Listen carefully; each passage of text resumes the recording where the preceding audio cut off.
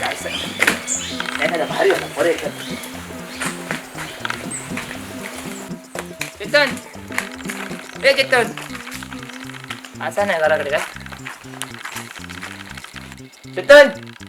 ए चेतन सकाळी सकाळी मस्त